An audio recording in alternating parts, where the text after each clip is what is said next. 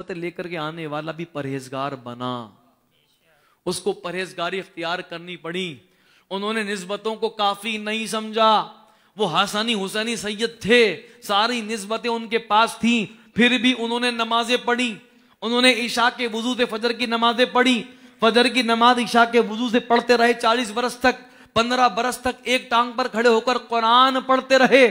अगर सिर्फ वो अपने लिए निस्बतों को काफी समझ लेते तो मेरे ख्याल से उनकी तो निस्बत वाकई थी कि उनके लिए काफी होती, मगर इसके बाद भी सिर्फ निस्बतों को काफी नहीं समझा। आपने 40 बरस तक इराक के बयाबानों के अंदर इबादतें की हैं। मैं बताना यह चाहता हूं कि हम हैं कादरी।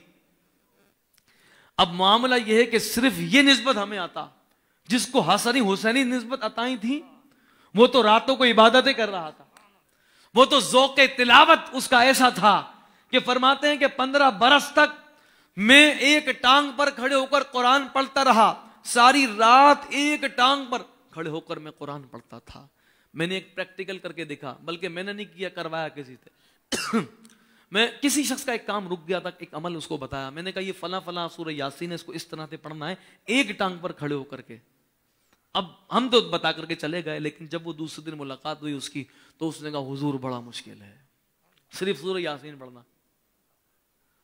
तो जब उसने ये कहा ना कि एक टांग पर मुझसे सूरह यासीन शरीफ पढ़ी नहीं जा रही थी, बार बार कभी दीवार को पकड़ता था, कभी किसी का सहारा लेता था, तो मुझे सैयदुना शेख अब्दुल कादिर जिलानी पीराने पीर याद आए कि 15 बरस तक जो हस्ती सारी रात एक टांग पर खड़े होकर कुरान खत्म करती होगी, उसकी शान क्या होगी।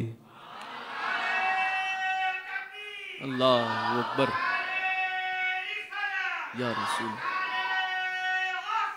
या गौसे आज़म दस्तगीर। हुजूर गौसे पाक